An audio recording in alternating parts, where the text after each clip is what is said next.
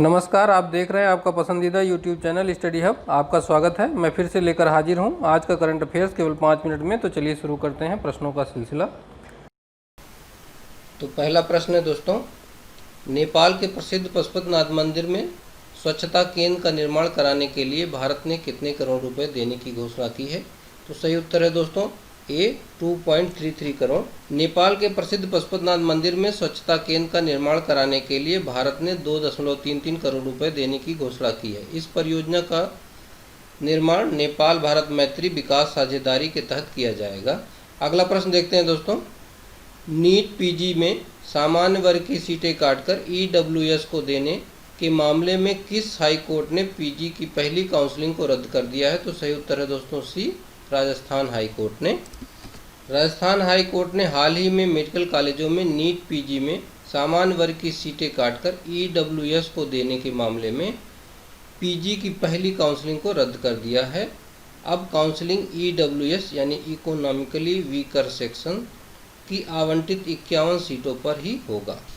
अगला प्रश्न है दोस्तों, हाल ही में किसने क्लेम्स यानी दावों का जल्दी निपटारा करने के उद्देश्य से मल्टी लोकेशन क्लेम सेटलमेंट सुविधा की शुरुआत की है? तो सही उत्तर है दोस्तों कर्मचारी भविष्य निधि संगठन ने, ईपीएफओ ने, एम्प्लॉय प्रोविडेंट फंड ऑर्गेनाइजेशन ने। कर्मचारी भविष्य निधि संगठन ईपीएफओ ने हाल ही में दावों यानी क्लेम्स का जल्दी निपटारा करने के उद्देश्य से मल्टी लोकेशन क्लेम सेटलमेंट सुविधा की शुरुआत की है। इसके तहत ईपीएफओ के किसी भी क्षेत्रीय कार्यालय से किसी भी तरह के क्लेम्स का निपटारा किया जा सकेगा।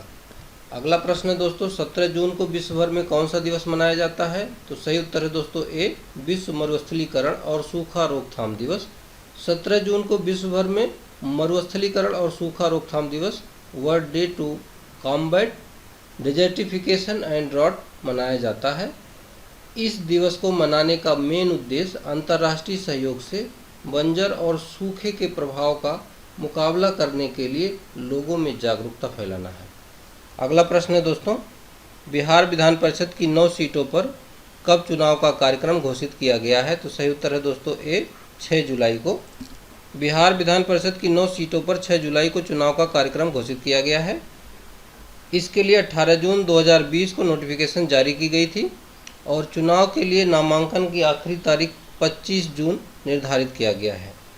अगला प्रश्न है दोस्तों, फीफा के द्वारा जून के लिए जारी वर्ल्ड रैंकिंग में भारतीय पुरुष फुटबॉल टीम कौन से स्थान पर रही? इसका सही उत्तर है दोस्तों बी 108वें स्थान पर।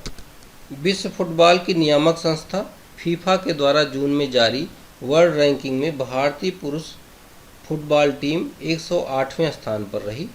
भारतीय टीम के 1187 अंक हैं। इस रैंकिंग में फ्रांस पहले स्थान पर, ब्राज़ील दूसरे स्थान पर और उरुग्वे तीसरे स्थान पर है।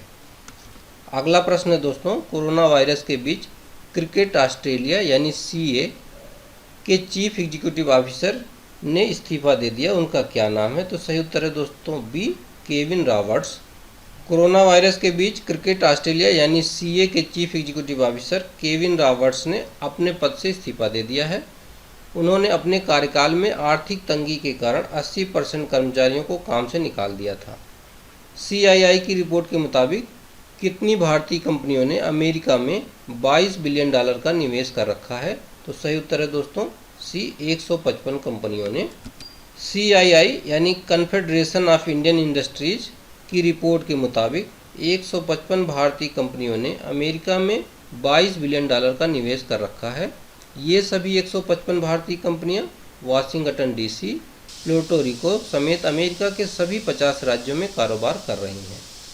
अगला प्रश्न है दोस्तों, निम्नलिखित में से किस देश ने हाल ही में कोरोना वायरस में इस्तेमाल की जाने वाली 2 एंटी मलेरिया दवा के इमरजेंसी यूज को वापस ले लिया है? तो सही उत्तर है दोस्तों अमेरिका।